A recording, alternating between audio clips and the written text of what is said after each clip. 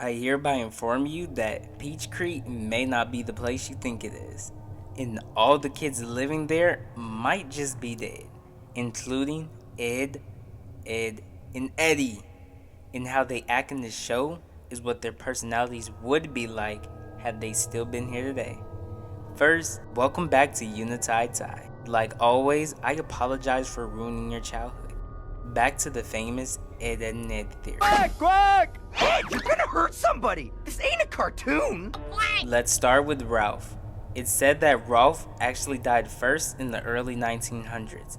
He went out one morning to help out at the farm and was trampled to death by his own family farm animal.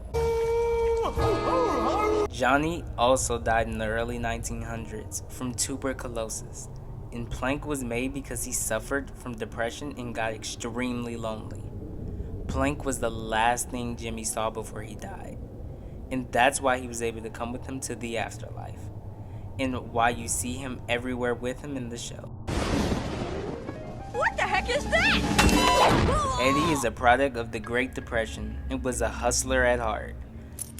Suckers! Hey! Drop those It was said that he was scamming the neighborhood kids until they rallied up against him and chose to chase him down. And Eddy did what anyone would do in that situation: run and try to get away from them.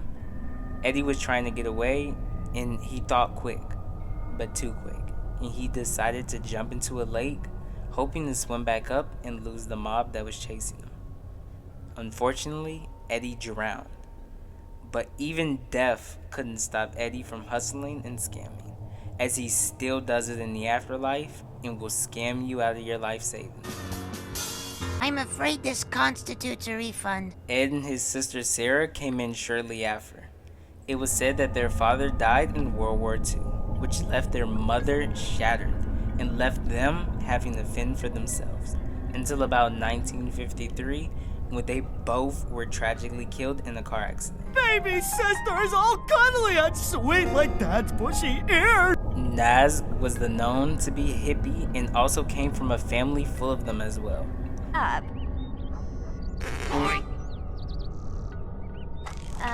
Never mind. Nothing but good vibes from them, as you can say, until the unthinkable happened. Her and her entire family was tragically murdered by a psycho that escaped a psych asylum in 1979. Ed, aka Double D, the perfectionist we love today, died in the 1970s. Double D was raised by a strict family and wasn't really given any room to mess up.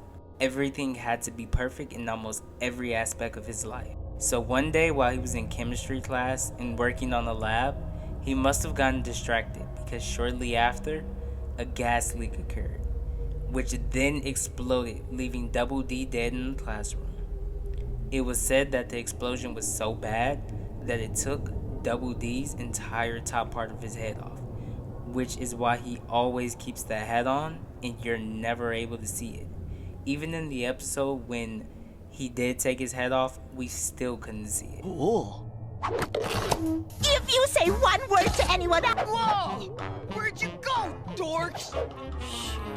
Kevin, the big bully, might not have always been a bully.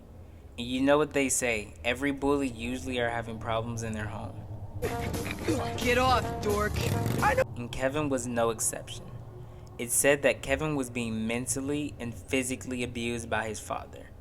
And one winter day in the year of 1999, Kevin's life was cut short after his dad decided to beat him to death, which resulted in his dad getting life in prison. It's Kevin! It was said that because of this, in the afterlife, Kevin imagined his dad as a more nice, calm person to him. Jimmy, of course, is the youngest, and it's easy to tell, but we love him. Jimmy was very sick as he struggled with leukemia and was told by his parents that he couldn't go outside or hang out, and that was to protect him from harm. Eventually, he died from his illness, supposedly in a very depressed state. The Kanker sisters were no more than demons sent from below to actually terrorize and destroy them all, which makes sense. One of the big buzzes in this theory was that they have yellowish bluish tongues, which only appeared in corpse or people that died.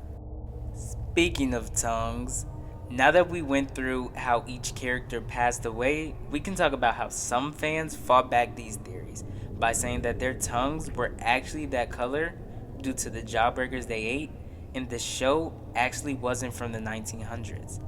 But this was then shut down by actual evidence from the show, such as writings, rappers, and dates, which confirms the show took place at these times. I know, this is crazy, right? Well, that wraps up this video. Let me know what you guys think in the comments below. Where do you stand at in this theory? Subscribe and leave a like. Until next time, check out our other videos and the Spooky channel.